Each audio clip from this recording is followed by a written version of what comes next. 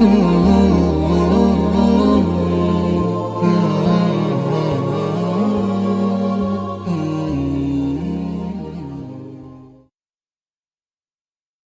Ibu sekalian, saat perintah puasa itu diturunkan, hal pertama yang disampaikan oleh Nabi Sallallahu Alaihi Wasallam kepada para sahabat beliau pada masa itu dan berkelanjutan sampai kepada kita saat ini adalah menerangkan diantaranya tentang keutamaan Ramadan, untuk menjawab sekaligus mengentaskan hoaks yang pada saat itu dibangun oleh orang-orang Yahudi yang tinggal di Madinah. Jadi ketika mereka mengatakan orang Islam tuh nggak punya puasa, ikut kita. Ini puasa yang hebat, puasa yang bagus. Dijawab oleh Allah. Turunlah perintah, ya ayyuhalladzina amanu kutiba alaikumus syiyam kama kutiba alal ladzina min qablikum la'allakum tattaqun. Setelah itu apa yang terjadi? Buka Sahih Al-Bukhari. Kitab yang ke-30. Kitabus Shaum. Posisi hadis yang nomor yang kedua di topik ini. Riwayat dari Talhah bin Ubaidillah radhiyallahu taala anhu qala Rasulullah sallallahu alaihi wasallam. Perhatikan, ini kalimat pertama yang disampaikan Nabi menyambut kewajiban puasa. As-siyamu junnatun fala yarfuth wala yajhal. Wa in imru'un qatalahu aw syatamahu falyaqul inni sha'imun marwataini. La khulufu famis sha'imi atyabu indallahi yawmal qiyamati min rihil miski yatruku ta'amahu wa syarabahu wa syahwatahu min ajli. Ini poinnya. As-siyamu li wa ana ajzi bihi wal hasanatu bi asyri amthaliha. Kata Nabi, puasa kita ini yang kita tunaikan spesial, beda dengan yang lainnya. Jadi ketika Yahudi mengatakan puasa kami ini puasa yang hebat, yang bagus, yang diikuti oleh umatnya Muhammad sallallahu alaihi wasallam. Turun ayat, komentar Nabi pertama apa? Puasa kita kepada para sahabat, kepada kita semua, ini puasa yang spesial. As-siyamu. Lihat diksinya. Awas Pak ya, Ibu jangan salah baca. As-siyam, bukan asyab. As-siyam. Disebutkan 9 kali dalam Al-Quran. Ada as-saum, ada as-siyam, itu beda. Kalau saum sekali disebutkan dalam Al-Quran surah 19 ayat 26. Saum itu masih umum, kata umum untuk menunjuk kata imsak, menahan secara umum. Bisa berarti puasa yang ada ketentuan aturan, bisa berarti menahan secara singkat. Apa saja yang bersifat menahan, itu saum namanya. Contoh Sayyidah Maryam misalnya, beliau masih makan. Ya, ayat 24, 25 itu masih makan. Goyangkan pohon korma, jatuh kormanya, makan kormanya. Mau minum, ambil airnya, minum. Masih makan, masih minum. Cuman diminta untuk saum. Apa saumnya? Inni nadhartu lirrahmani sauma falam ukallimal yauma insiya. Jangan bicara pada siapapun. Kamu dituduh, kamu berzina, jangan jawab, biarkan bayinya yang bicara, dan itu mukjizat pertama untuk Isa alaihi salam. Itu nanti dimulai di ayat 31 sampai 33 di surah Maryam surah 19. Tapi beliau diperintahkan saum. Saumnya apa? Jangan bicara. Jadi kalau bapak masih makan, masih minum, cuman gak mau bicara dulu sama ibu, itu saum. Mau kemana Bi? Kok gak jawab? Kenapa nggak bicara? Sedang saum. Saum apa? Nggak mau bicara sama mama. Itu bicara. Contoh. Itu saum. Kalau siam 9 kali disebutkan dalam Al-Quran, itu khusus, spesifik. Ada aturannya, ada ketentuannya. Nggak boleh sembarangan, nggak bisa kemudian seenak kita melakukannya. Ada ketentuan yang dibuatnya dan itu harus diikuti. Begitu diikuti, maka keagungan dan keistimewaan ibadah itu akan dilekatkan pada pelakunya. Dan menariknya, perintah puasa itu ketika turun ayatnya Al-Baqarah 183, kalimatnya bukan menggunakan saum tapi siyam. Ya ayyuhalladzina amanu kutiba alaikumus. Nah kata Nabi, asyamu junnatun. Kalau benar puasa kita ini, kita tunaikan yang Ramadan ini, maka dia akan melahirkan satu yang tidak ditemukan pada ibadah lain, yaitu junnah. Ada jinnah, ada jannah, ada junnah. Itu beda. Tapi semua katanya, itu hurufnya sama, cuma harokatnya beda. Coba lihat ya. Ada junnah, jinnah, dan jannah. Jannah artinya apa? Surga. Jinnah artinya apa? Jin. Jamak dari kata jin. Minal jinnati wan nas. Baik ya. Ada junnah, perisai.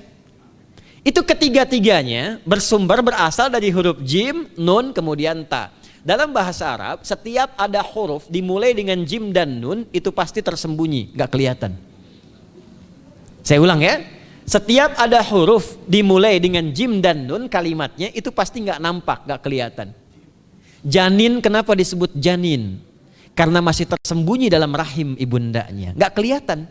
Begitu keluar, tampak jadi bashar, jadi bayi yang terlihat. Jin, kenapa disebut dengan jin? Karena gak nampak. Makanya fitrah jin itu Pak, Ibu, fitrahnya tersembunyi. Jadi kalau ada jin melakukan penampakan, itu jin sedang punya masalah. Betul, itu nyata. Dan yang lebih punya masalah, ada orang-orang manusia yang mencari-cari penampakan jin. Itu sedang kurang sehat itu. Ya, betul, karena jin itu dipasangkan di Al-Quran dengan ins. 18 kali pasangan ini disebutkan, itu lawannya langsung. Jadi jin tersembunyi, ins nampak. Ins itu kelihatan, makanya makhluknya tampak. Jadi kalau ibu ada bapaknya pulang ke rumah sembunyi-sembunyi, itu bapak sedang menjadi bukan.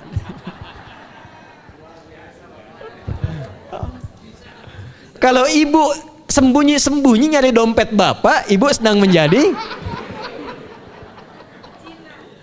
jin. Itu langsung pasangannya 3 itu.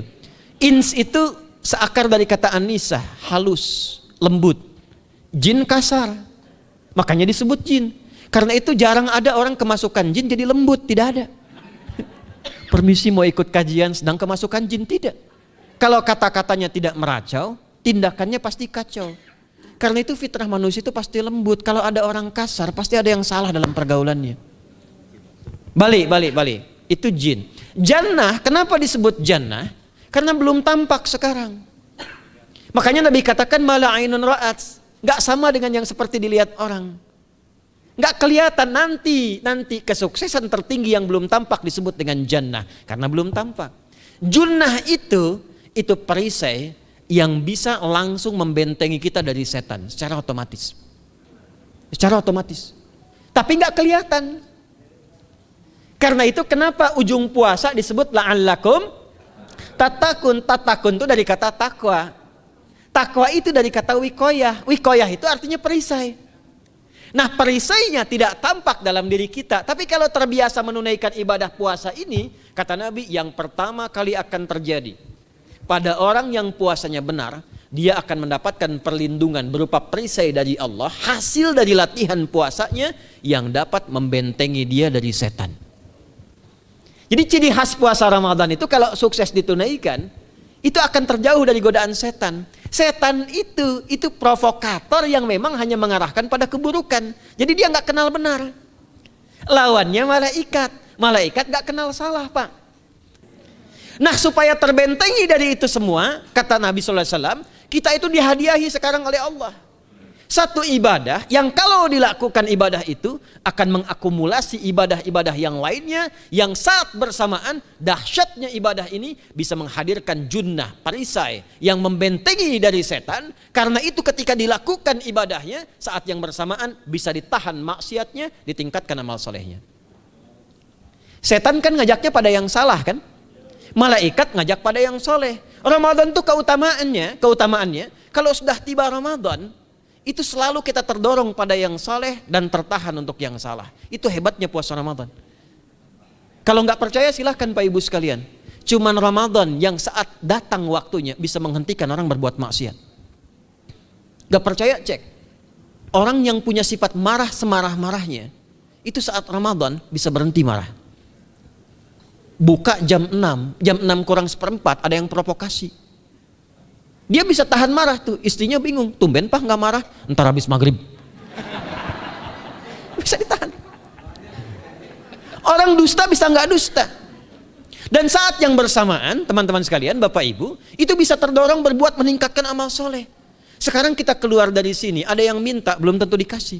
Nanti Ramadan tiba, sudah nyatat berapa yatimnya, berapa du'afanya. Amal soleh naik. Sekarang ada orang ketinggalan sholat fardu terlambat masih biasa. Ramadan ketinggalan sunnah itu gelisah.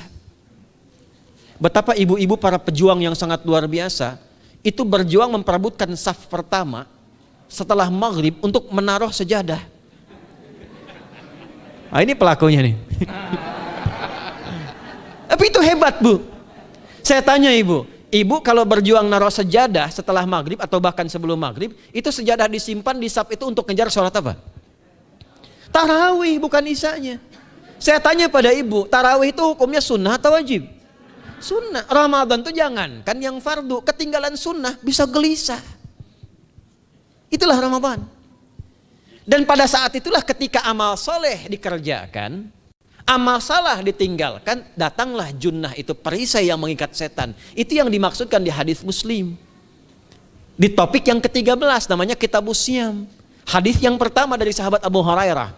An Abi Hurairah radhiyallahu ta'ala anhu, anin Nabi sallallahu alaihi wasallam qala, "Idza jaa Ramadhanu." Redaksi yang pertama. Redaksi yang kedua yang bintang 3 di bawahnya. "Idza kana Ramadhanu." Redaksi ketiga yang bintang 4 di bawahnya. "Idza dakhala Ramadhanu." Muhammadiyah itu harus tahu dalil. Tahu dalil tuh, ya. Idza jaa Ramadhanu, idza kana Ramadhanu, idza dakhala Ramadhanu, futtihat abwabul jannati aw abwabur rahmati. Wa ghulliqat abwabun nari aw abwabu jahannam. Wa sulsilatis syayatinu aw sufidatis syayatin. Ini maknanya. Kalau Ramadan sudah tiba, kata Nabi, maka dibukakanlah pintu-pintu surga.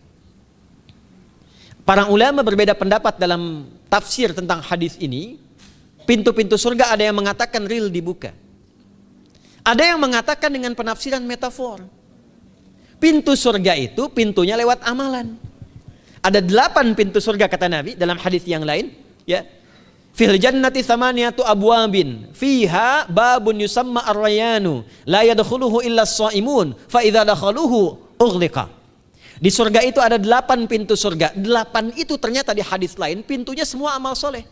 Ada pintu sholat, pintu puasa namanya ar-rayyan, ada pintu sedekah, pintu zakat, pintu haji. Jadi kita itu sekarang fastabiqul khairat. Kenapa ada moto fastabiqul khairat? Itu kan diambil dari Al-Baqarah ayat 148. Siapa yang pengen memburu surga, buru di amalannya. Mungkin gak semuanya bisa dikerjakan. Kalau tidak semuanya, ambil salah satu yang paling disukai, konsisten di situ. Walikulli wijhatun huwa muwalliha. Setiap orang pasti punya kecenderungan untuk beramal. Ada yang senang puasa, ada yang senang tahajud, ada yang senang sedekah. Fastabiqul khairat, silahkan berburu, berlomba untuk mengerjakan apa yang disenangi itu. Itulah pintu surganya. Nah, saat Ramadan, semua pintu surga itu dibuka, Pak. Makanya kita senang kerjakan, sholatnya meningkat, sedekah meningkat, ngaji Quran meningkat. Saat yang bersamaan pintu neraka ditutup. Ada berapa pintu neraka? Ada berapa? Kalau pintu surga berapa tadi? 8. Hadisnya jelas, sahih dalilnya. Pintu neraka berapa? Bukan. Pilih. 6 atau 8? Yang 6 angkat tangan. Bukan 6, bukan 8, 7. Dalilnya apa? Dalilnya Quran surah Al-Hijr, surah ke-15. Ayat ke-44. Surah ke-15 Al-Hijr ayat ke-44. Neraka ada 7 pintu. Dan dalam setiap pintunya nanti ada 19 malaikat yang menjaga. Alaiha tis'ata asyar. 7 pintu ini khusus Ramadan ditutup. Dan hati-hati, nama neraka itu ada 2 nanti. Neraka yang membakar, ini mungkin jadi baru informasinya bagi sementara orang. Neraka yang membakar dan neraka yang membekukan. Jadi ada 2 sifat. Saya ulang ya, neraka yang membakar dan neraka yang membekukan. Yang membakar disebut dengan Jahannam, yang membekukan disebut dengan Zamharir namanya. Zamharir. Jadi kalau ada orang masuk neraka, itu cuma 2 pilihannya, dibekukan atau dibakar. Jelas ya? Makanya kita dikasih pendahuluan, ada musim panas, musim dingin. Supaya merasakan, nih orang musim dingin nih pakai lapisan-lapisan baju. Musim panas cari pendingin. Kamu sekarang cari pendingin, kata Allah, di neraka nggak ada AC. Kamu sekarang pakai berlapis-lapis, di neraka beku. Jahannam itu nama apinya. Jadi nar yang membakar itu nama apinya Jahannam. Jahannam itu nama apinya. Untuk membedakan dengan api yang ada di dunia dan api yang bahan bakarnya jin dan setan saat diciptakan. Setan itu dicipta dari api. Ya, setan kan asalnya dari iblis. Iblis dari jin. Setan Al-Baqarah ayat 36. Dari iblis Al-Baqarah 34. Iblis dari jin, Quran surah Al-Kahf ayat 50. Kana minal jinni fa fasaqa an amri rabbi. Jin dari api yang menyambar-nyambar, Quran surah 15 ayat 27. Wal janna khalaqnahu min naris samum. Karena narnya narus samum, maka apinya mesti beda. Karena itulah nanti nerakanya yang membakar disebut dengan Jahannam. Pintunya 7, namanya banyak. Ada sa'ir, ada lava, ada neraka hutamah. 7 pintu, besarnya disebut dengan Jahannam. Khusus Ramadan tutup. Ramadan tutup. Wasulsilati syayatin. Setan itu dibelenggu, diikat rapat.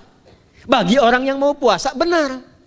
Awas hati-hati. Bagi orang yang mau puasa benar, karena itu kalimatnya asyamu junnatun. Kalau benar puasanya, metafornya amalan dia bisa mengikat setan. Tapi kalau puasanya nggak benar, tetap digoda juga. Makanya jangan heran, walaupun Ramadan tetap kotak infak ada yang hilang. Sendal ada yang hilang. Karena puasanya bukan siam, puasanya saum. Sedangkan diksi Nabi yang mengatakan asyamu junnatun. Puasanya yang harus benar. Nanti kita belajar fikih setelah itu. Saya ingin pendahuluan dulu ya. Setelah itu apa yang kata Nabi katakan? Ini masih mukadimah ya kita ya. Ini luar biasa nih. Ya. Jadi keutamaan Ramadan itu dahsyatnya dengan puasa biasa. Kata Nabi, kalau orang benar puasanya, bebas dia dari setan. Bukan nggak digoda, Allah kasih benteng sehingga setan nggak tembus kepada dia. Itu satu. Itu keutamaan Ramadan. 2, teruskan dulu langsung ke ujung hadisnya saja ya. Kalau yang tadi nanti latihannya fala yarfus fala yajal, itu latihan. Yang kedua, Allah langsung yang mengatakan dalam hadis qudsinya, asyamu li wa ana ajzi bihi.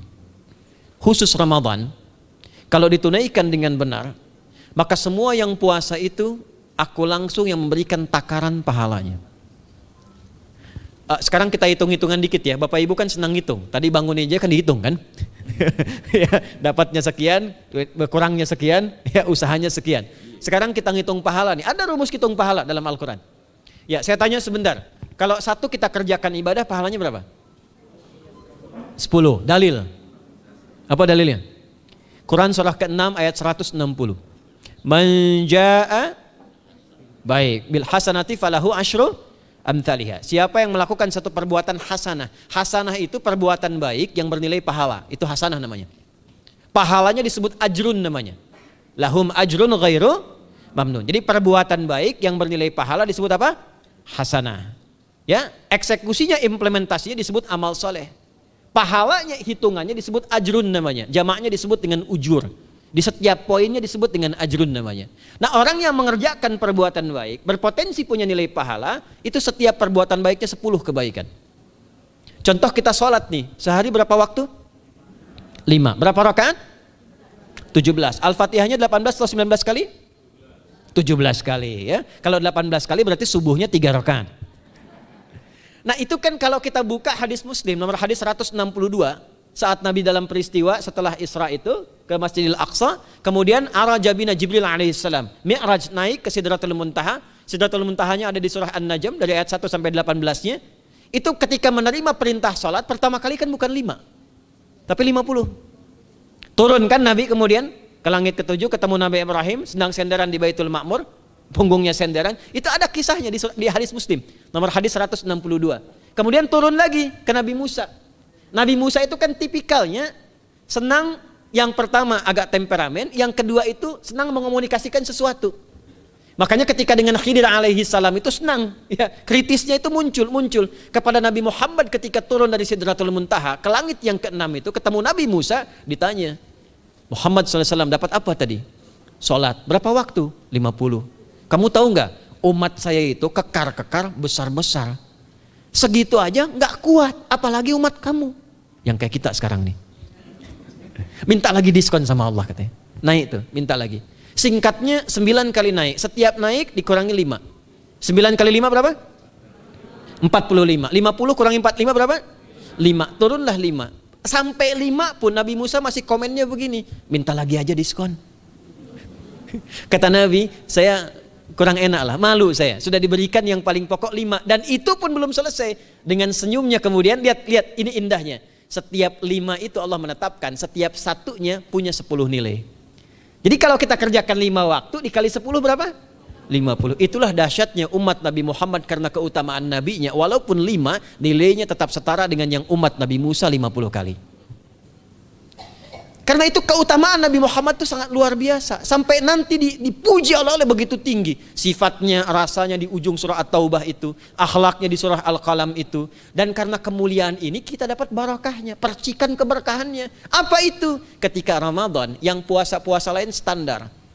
Puasanya umat Muhammad SAW, setiap puasanya itu pahalanya dilipat gandakan tak terbatas. Allah langsung menilai keikhlasan pada hambanya. Paling minimal kalikan 10 kali lipat lagi dari hari biasa. Wal hasanatu bi asyri amthaliha. Jadi kalau sekarang baca Quran sekarang ini, satu hurufnya berapa? Tahu dari mana? Ya, di At-Tirmidzi nomor hadis 2910. Man qara'a harfan min kitabillahi falahu asyru hasanat. Setiap ada orang baca satu kitabullah dengan syarat dia mukmin, muslim, baca satu huruf dari kitabullah, dapat 10 kebaikan. Satu hurufnya 10, Bu, Pak. Walam aqul alif lam mim harfun, saya tidak katakan kata Nabi alif lam mim satu huruf. Walakin alifun harfun, lamun harfun, mimun harfun, wa likulli harfin asyru hasanat.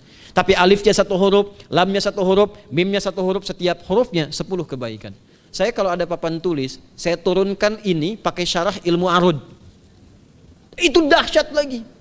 Arud itu menuliskan apa yang dikatakan, bukan menuliskan simbol yang ditunjukkan. Jadi kalau kita bilang alif, tulis alif.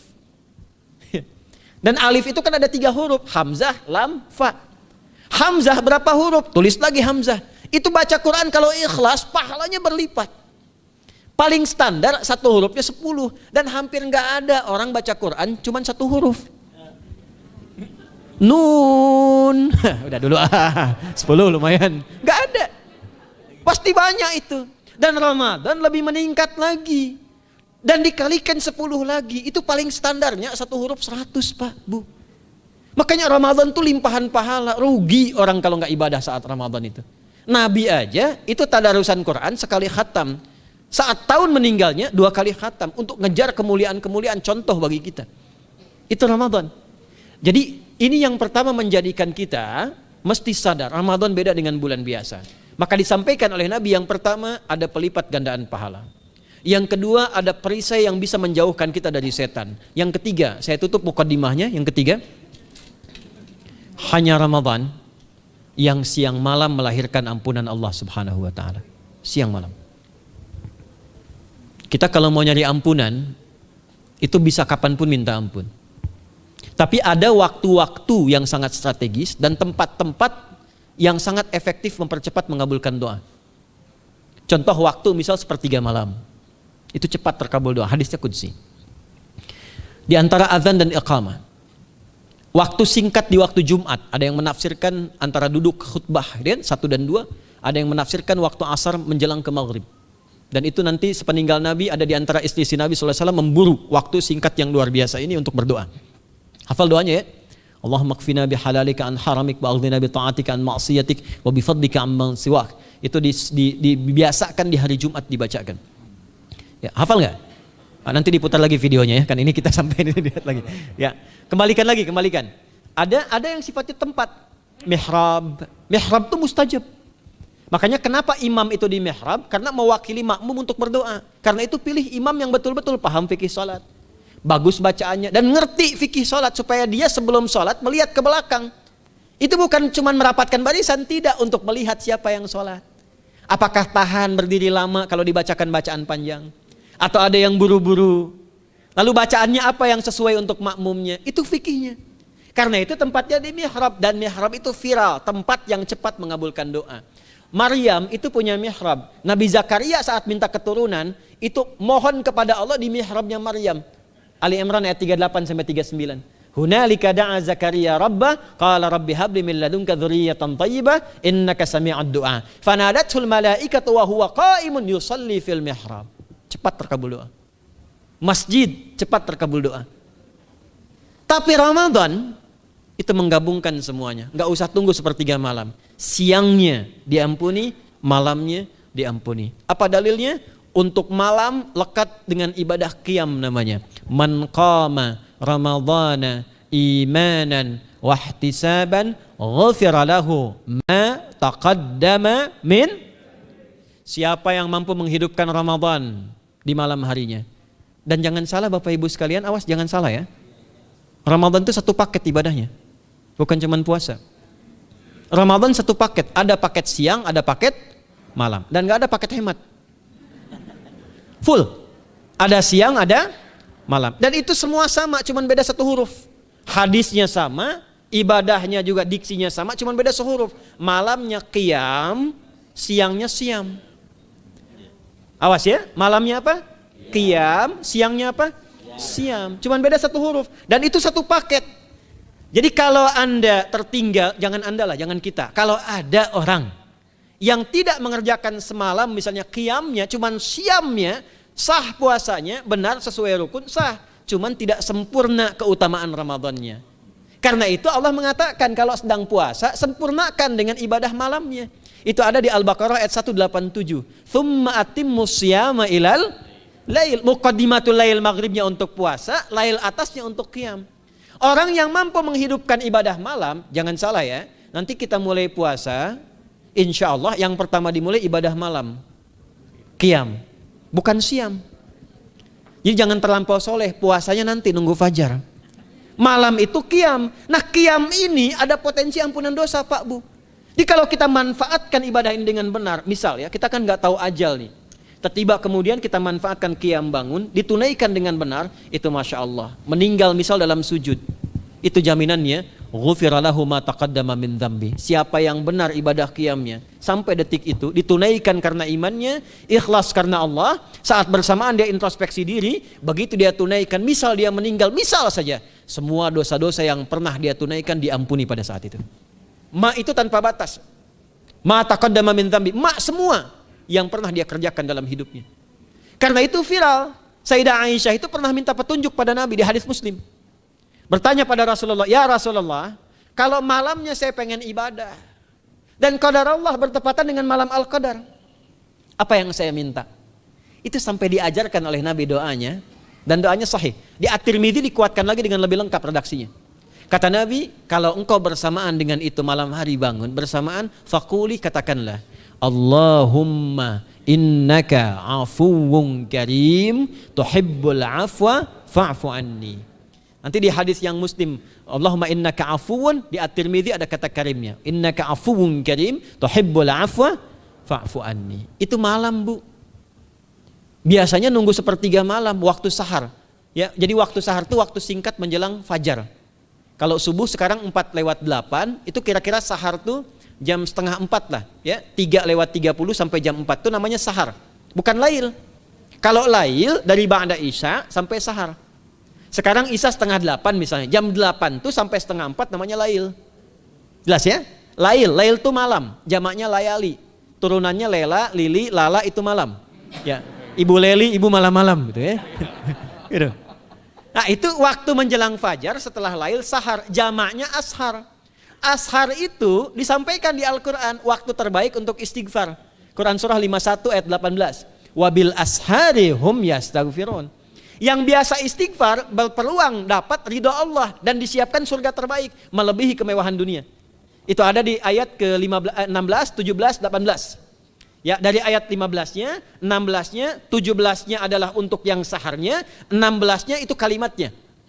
Ya, 16-nya yang dengan mengatakan Rabbana amanna faghfir lana dzunubana wa qina adzabannar. Ayat 17-nya as-sabirina was-sadiqina wal qanitina wal munfiqina wal mustaghfirina bil ashar. Itu hari biasa seperti sekarang. Ramadan dari ba'da isya sampai terus lagi sampai masuk waktu fajar, siangnya pun masih ada ampunan Allah. Man shoma ramadhana imanan wahtisaban ghufira lahu ma taqaddama min. saya tanya sekarang, siapa yang nggak punya dosa boleh angkat tangan? Yang dosanya banyak boleh angkat tangan. Tuh, saking banyaknya kita nggak bisa ngangkat. Sekarang rubah kalimatnya. Yang ingin masuk surga angkat tangan. Insya Allah. Yang ingin surga Firdaus angkat tangan. Tuh, maka ironi itu tampak dalam perilaku kita. Pengen ke surga, tingkatan Firdaus, tapi ngaku dosa banyak. Itu dia. Maka Allah punya sifat Rahman dan Rahim. Rahman untuk dunia, Rahim untuk akhirat. Maka diberikanlah kesempatan Ramadan untuk menggugurkan semua dosa itu. Karena itulah Bapak Ibu sekalian, penting kita menyiapkan, karena nunggu Ramadan itu nggak mudah. Dan nggak semua orang itu akan sampai kepada momen yang dimaksudkan. Karena itulah malaikat Jibril itu langsung komen. Ya, jadi ada dua riwayat nih, Nabi yang berdoa, malaikat yang mengaminkan, ada malaikat yang berdoa, Nabi yang mengaminkan. Jadi Nabi akan naik memberikan tausiah di mimbarnya. Mimbar Nabi itu ada 3 gundakan. Begitu naik ke gundakan pertama, ada 3 gundakan. Lalu tibalah kemudian beliau bersabda. Ada riwayat Nabi yang berkata, malaikat mengaminkan, ada riwayat sebaliknya. Malaikat yang berkata, Nabi mengaminkan. Raghima'an forajulin. Awas, hati-hati nih. Raghima'an forajulin. Liman adraka Ramadhana falam yughfar lahu. Terhina di hadapan Allah Subhanahu wa taala. Kotor dirinya. Bu'dan, jauh dari rahmat Allah.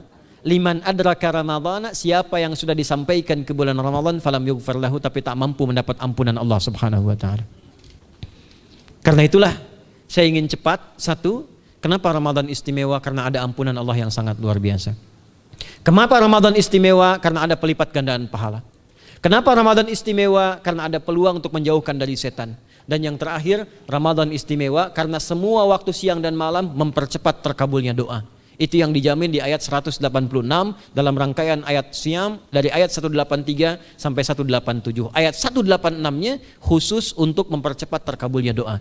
Wa idza sa'alaka 'ibadi 'anni fa inni qarib. Ujibu da'watad da'i idza da'an. Falyastajibuli wal yu'minu bi la'allahum yarshudun. Tafsirnya apa? Hadis Nabi sallallahu alaihi wasallam. Thalathatun la turaddu da'watuhum. Al-imamul 'adil was-sha'ima hatta yuftira. Wa da'watul mazlum. 3 golongan yang doanya sulit sekali ditolak. Yang pertama imam yang adil, yang kedua adalah orang puasa sampai berbuka, dan ketiga doa orang yang terzalimi. Jadi kalau Bapak Ibu pengen cepat dikabulkan doanya secepat kilat, maka jadilah pemimpin yang adil. Kalau belum mampu, latihan puasa. Kalau belum mampu lagi, banyak-banyak terzalimi dan berdoa.